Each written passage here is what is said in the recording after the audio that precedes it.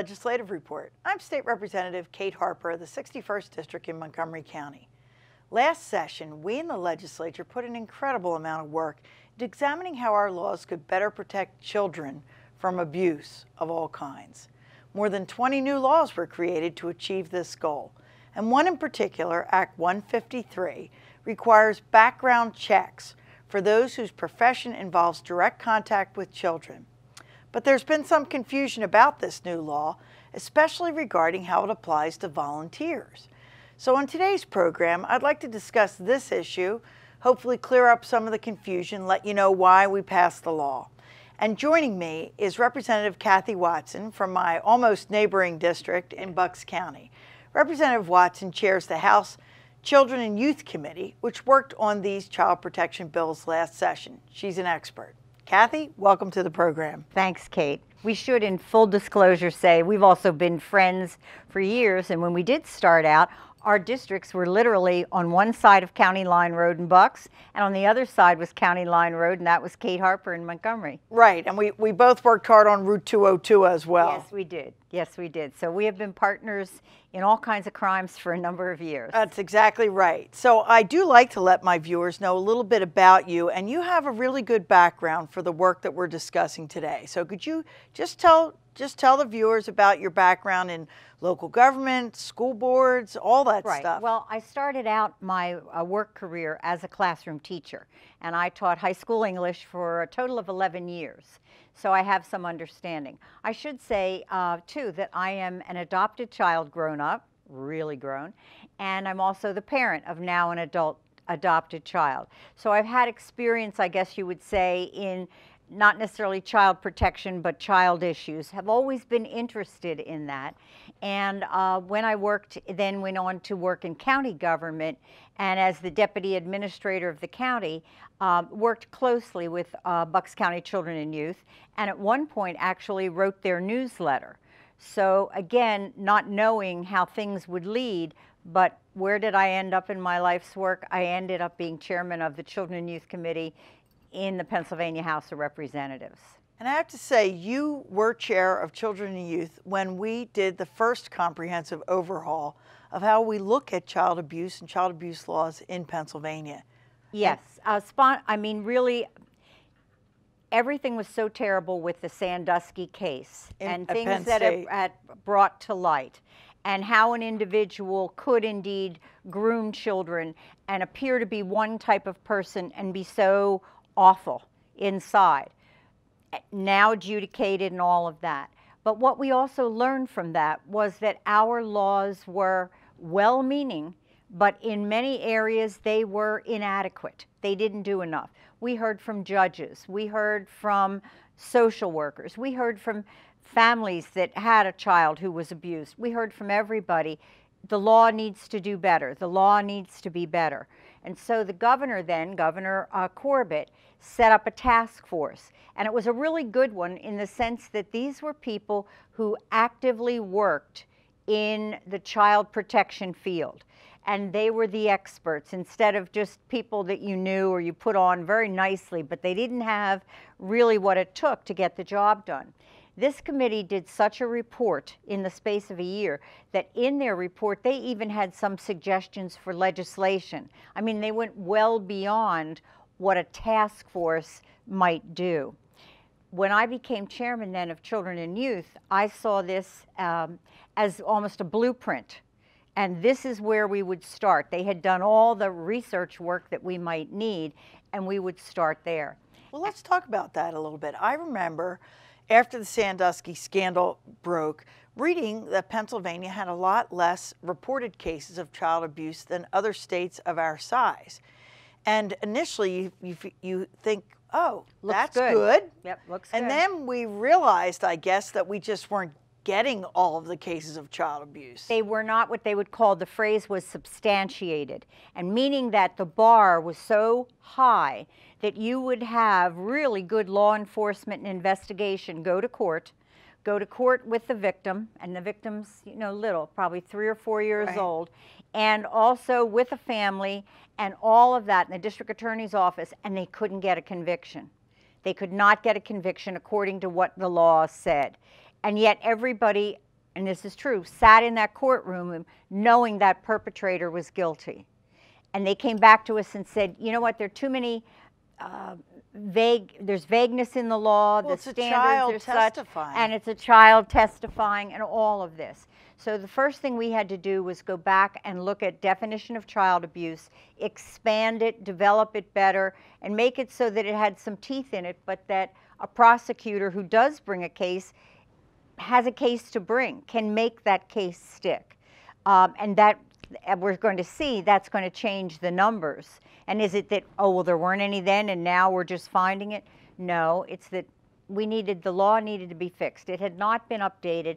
And what I always try to say to people, stop and think. A perpetrator, whatever the crime is, will change the MO, the modus operandi, the way he does things to fit what's going on. A burglar has to adapt because this house now has alarm systems, or these houses do, and nobody the doors, did before. But not the windows or whatever. All of that. Right. And they change. Well, so do these perpetrators change. And the problem is, this is such an ugly area, it really is, that people don't want to consider it. They don't want to think about child abuse and people being negligent or victimizing children. So they think they have the laws in place and we leave them alone. See, that's going to work. And it's not. It has to be organic. It has to constantly be changing. But I also think it's not unfair to say that some perpetrators actually go looking for opportunities. Of course they do. So that's why some of these laws deal not just with schools where children are most of the time, but they also deal with volunteer organizations like Little Leagues, Brownies, Girl Scouts, Boy Scouts, whatever, because perpetrators actually join those things. Yes. And might be just, you know, trolling for their next victim. Correct. And sadly, what we all think, and I always say the danger is that you have, hopefully you elect law-abiding people to make laws, and we don't think like a criminal. We don't think like a perpetrator, so we don't catch things. But what we've come to learn about this type of, I'll call it an area of crime, because there are a variety of crimes within child abuse. But what we've learned here is that they do actively seek. I call them, they're the shadow seekers. These are people who seek the shadows where there isn't a lot of scrutiny, where by virtue of saying, well, I'm the coach, I'm the leader, I'm the this, we all think, well, they must be a good person. They've volunteered to do this, and they're willing to take that kind of time, never realizing they might have an ulterior bad motive. All right, so let's talk about what these laws do. We have 20 laws. Basically, they could be divided, I think, into groups of defining child abuse, requiring reporting for child abuse, and requiring people to show that they have clearances or child abuse clearance certificates before they engage in activities that involve direct contact, direct supervision of children. Correct. Is that about it? Yep. So give me some examples of what the laws do. Well, for instance, if we're talking about defining child abuse, we did a list of, you know, including but not limited to, but describing what's considered abuse, because we've also found, and I've read lots of cases across the Commonwealth, there are people who think they weren't doing anything wrong. And we need to say, and that's not to put my soccer mom values or whatever, but for instance, we give an example. Examples such as kicking, biting, throwing, burning, stabbing, or cutting a child in a manner that endangers the child, unreasonably restraining the child, or shaking or striking a child who's under a year of age, forcefully shaking a child. And some people didn't think that was abuse. Some of it, no, just thought because maybe they were raised something like that or saw it and they think it was all right. So we tried to be very, I'll call it helpful, specific but yet helpful to say, no, this is what we're really talking about. You shake a child, you can ruin their brain for life. Right, but some people didn't necessarily understand that. We reference in child abuse the concept of grooming, which is what you've seen that was in the Sandusky, where you actually are good to this child, you give gifts, you're like bringing this child along in a level of trust because you have something planned at the end of that a journey. And but some grooming behavior looks like just being nice. It is, and it is nice. And it's so, but what we say is if it leads to a bad conclusion, then you see it as a part of grooming. But we're alerting people that you need to pay attention to these things, because I think that's a lot of what, when I said shadow seekers, these are people who look for shadows, and actually they look normal is the real problem. That's it, and our society has provided lots of shadows, because over time we've gotten a lot more insular. I just worry about what's happening in my house, getting the kids to here, there, and wherever. We both work. I'm not watching my neighbor's children. We don't do that, the old idea, which taking a village takes a village to, yep. The village really isn't there, it's busy. When you and I grew up, yeah, Mrs. So-and-so down the street who maybe was home or retired, kept an eye on things, and yeah, she'd tell my mother if I was up to stuff. Right. I distinctly recall my mother rang a bell when it was time for us to go, and all the other mothers would say, "Harper's, go home, it's time to get dinner." Right, exactly. So I mean, there was something going on wherever you lived, you know, whether it was city. And people were home, and people outside. Outside more, and they're not. And what we're saying here is we need to get, not back to some of it, we can't change the development of society, but we can pay more attention to what our society is now and recognize, and all of us say, I use that my phrase is, child protection is everybody's business. But does everybody have to report? I mean, if I see somebody in Kmart and they slap their child across the face, am I supposed to call 911? No, not necessarily. There are mandated reporters that if you are indeed one of those, the teacher and the doctor, the funeral director, the coach, yes. A mandated reporter is somebody who has a mandate or is required to report any suspected child abuse. Absolutely. Okay. All right. I think in situations where that, even the fact of just saying something to the mother, and I don't mean being so punitive, like, what did you do, and whatever, like, oh, I remember when my child were younger, and it's really hard, and it's hard to maintain, kind of letting people know you understand, but in a nice way. You know, there are ways to do that. It's not really a good appropriate. It's not appropriate, and this. And children get on people's nerves. I get that. But that's part of what we do too. We talked about with neglect, where you would see this mother and maybe she hits way too frequently in your neighborhood, but you also know she's under stress with these little ones. But you would say, you know, you should be able to go up. What if I sat in your yard and watched them for an hour for you? So you could go up and just wash your hair in peace. Right. Do whatever you want. You know, sit and read a book or a magazine for an hour. Right. I'd be glad to help you. There are things like that also are strategies that people can do. All right, so I think one of the problems we had was, although teachers were always, I think, required to report, that sometimes we had people who supervised people, and the teacher would make a report to a principal or a superintendent or something, and that person wasn't required to report. Correct. Change that? Yes. For years in education, they had their own system. And so what they did was report within their chain of command. And that was perfectly legal. We have changed that and said, no, no, no, we're all going to be under one system. We will report to Childline. When you call that Childline number, you will get someone who has been trained on the other end, who probably is going to ask you a lot of questions. But you're going to say, this is what I saw, and they'll ask you what, and how's this, that, and the other, to determine, indeed, is it a form of child abuse? Should it be reported then to the local police? Should it be reported to the local county children and youth? Where would this go? What is going on here? Can you make an anonymous call? When you make your call, they will ask you your name, but they do not repeat your name or report that to the victim's family or anybody like that. So I think a lot of people would be embarrassed, or they don't want to get involved, but they do want to make sure the child's okay. Absolutely. I want to say something, but gee whiz, I don't want my neighbor to know that I have called, but I've watched this for 6 months and I'm really getting upset, and this is what I want to do. So there certainly is that element. We also made it easier for those who are mandated reporters. Required reporters, the pediatrician, that they can now type in and send emails. It's not just by telephone and waiting on a phone, but again, so that it makes it easier for a mandated reporter to get through.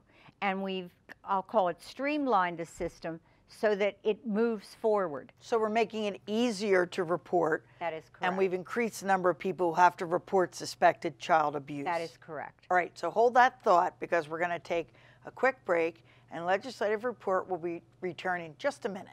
Stay with us.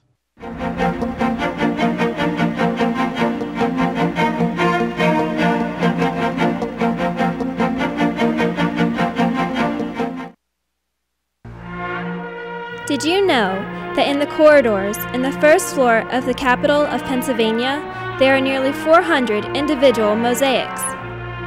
The idea for creating these intricate tiles was first suggested by Henry C. Mercer in 1902. A year later, he received the commission to prove 16,000 square feet of pavement tiles for the Great Rotunda and corridors of the new state capitol building in Harrisburg. Mercer set about designing subjects for approximately 400 mosaics. He chose as his general theme the history of Pennsylvania, and he soon realized that his tiles could tell stories. Although the arrangement seems random, the mosaics are very thoughtfully placed in the floor. The tile sequence is roughly chronological, beginning at one end with the scenes depicting the Native Americans. The mosaics progress into the story of European habitation in the New World and encompass the Commonwealth's triumph through process and intervention. Now you know. Did you know that the chamber of the Pennsylvania House of Representatives contains a painting depicting the 24 hours of the day? Located in the center of the ceiling, the mural, titled The Hours, was created by artist Edwin Austin Abbey. This wonderful masterpiece charts the setting of the sun, moon, and the many stars that grace the heavens. 24 maidens, who each represent an hour of the day, begin each day in light and gladness and ends in solemn drapery carried on still shoulders. Now you know. Welcome back to the program. I'm State Representative Kate Harper. My guest today is my colleague, Representative Kathy Watson from Bucks County, and we're discussing how Pennsylvania's child abuse laws have changed radically in the last year. Right now we're talking about background checks, and I know we've gotten a little pushback from people who go to sign up for Little League and are asked where their child abuse clearance certificate is. They don't even know what that is. What's that all about? Okay, what we've done, we instituted in the course of these laws where we require those who have direct contact with children, if indeed they serve, I use the phrase that in loco parentis, that they are responsible for that child for a length of time, a Sunday school teacher, a coach, a leader, a Girl Scout leader or a Boy Scout leader, they would have to have background checks. There are several to get. However, I have to mention that many of the organizations have some kind of a background check in place already. I think the Boy Scouts do. Boy Scouts do, so do Girl Scouts. Now the question comes, we would like something a little more stringent, and they'll have to work with us to do that. And I've even found that many of the larger church denominations required something of their like full-time Sunday school teachers. And then people said, well, I just go in twice a month and I play the piano for music, and the teachers come in with their class and I play songs, and the children have music as part of their Sunday school, learning their hymns or whatever. Do I need one? No, because you're not directly responsible for the children, and the teachers are with them, so you would not need one. I mean, sometimes there have to be some common sense.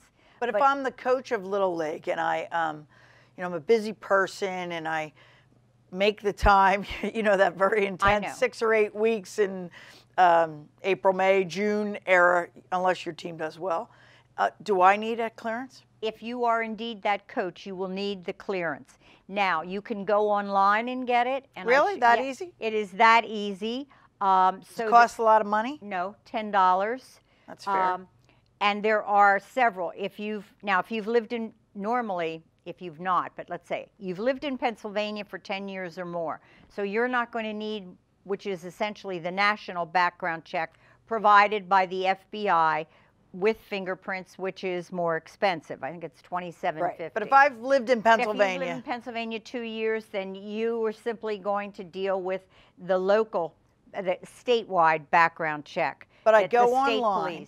Where do I go? you would go to the website with the new one, keepkidssafe.pa.gov. Okay, Keep Kids Safe. We'll run that on the screen so people can see it. That is the best website. In a sense, it too is evolving, and they keep adding more things to it.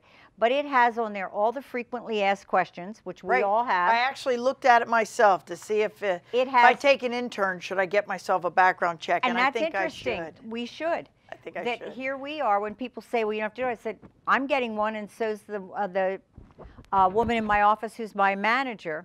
Mine as well. And we will have that because we take students who are under 18 to come in and work in the summer. They get credit or whatever as interns, and I work with them. So I'm getting a background check. I'm going to get one as well. You know, it just makes sense. I'm not a coach, and I'm not a Girl Scout leader. I'm a busy guy. I want to do Little League because my son's in Little League, and I go to sign up to be a coach. They ask me for this background check. What do I do?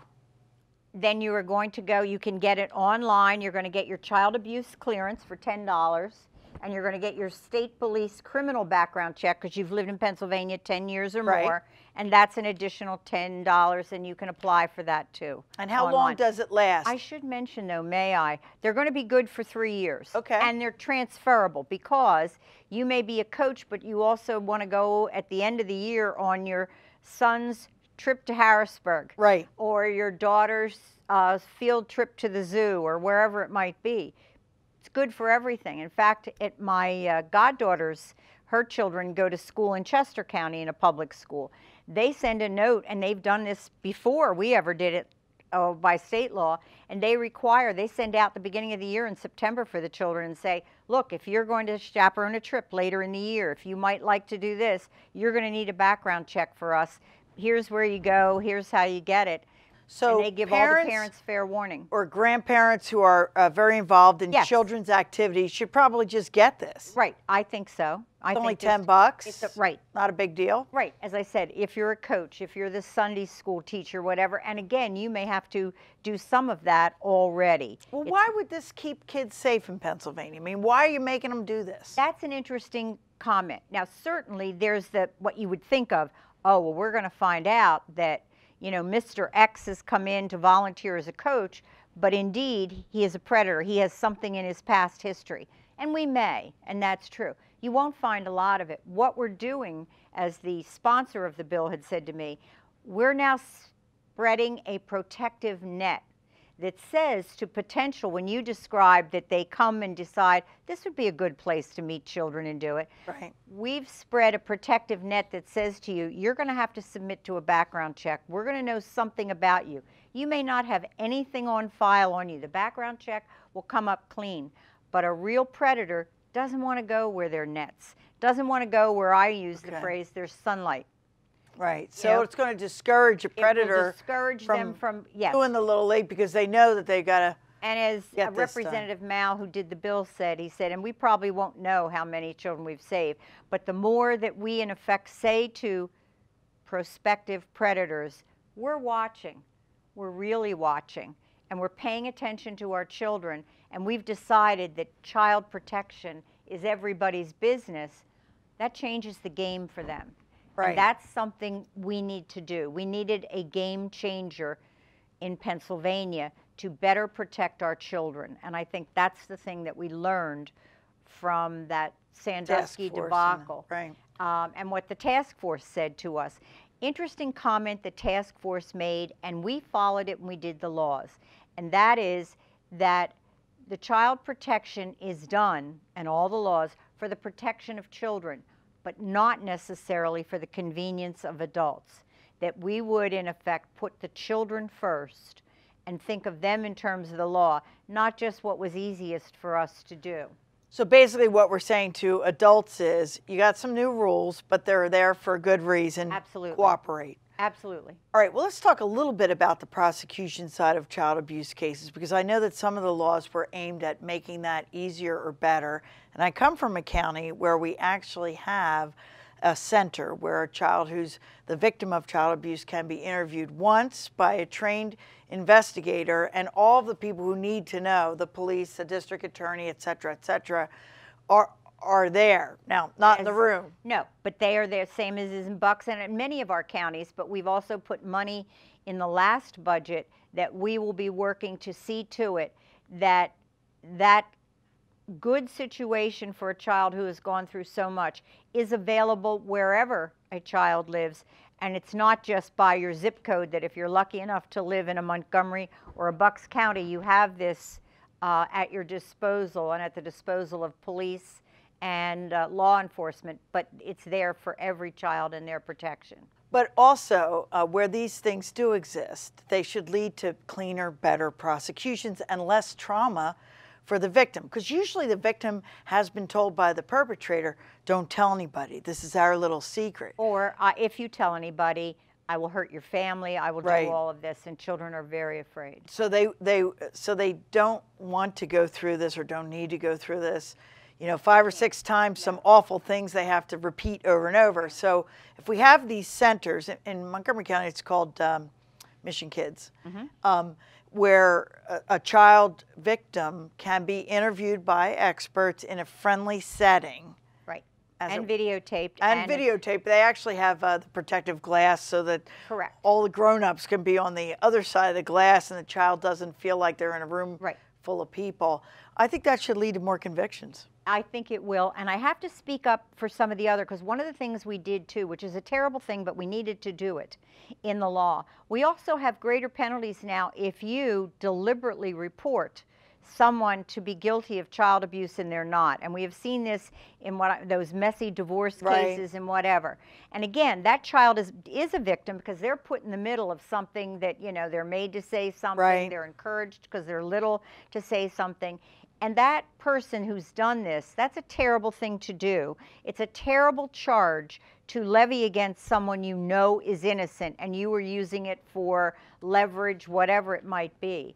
So we enhance the penalties if you knowingly report child abuse when you know it did not take place, but you're out to get your neighbor for some other reason. Spouse, or soon-to-be ex-spouse. Soon-to-be ex-spouse or whatever, because you've put a child in a terrible situation in the middle, and you've done something that's really unconscionable. So we are warning people, don't try that. You will, and that's fair too. In other words, you'll be prosecuted for that. And the scale of justice has to be fair. We want to get the perpetrators, but we certainly don't want someone to be charged when they did nothing. Well, a false accusation of child abuse could ruin somebody's life. Absolutely, and that's not fair. So we have to protect those folks as well. Yes. All right, well, it looks like we have a great package of laws that are already in law, passed into law, and hopefully they'll work to, if they can't eliminate, at least cut down on the number of children who are victimized by adults. Well, I think what I can promise you, too, is that we are going to go back and let them go, as we said, to start for this 2 years, but go back and look at them based on the evidence that we have. Then we will change if we need to change something or do it. But the idea is that no more will it be the perception that it's written in stone and we're done with it for 20 years. That's not helpful to anyone. I agree. But that's all the time we have for today's program. I'm State Representative Kate Harper. If you need assistance with any state government matter, this one or any other one, feel free to contact me at my local office. The address and number will be shown in just a moment. Thank you, Representative Kathy Watson, and thanks for watching. Please join me again for Legislative Report.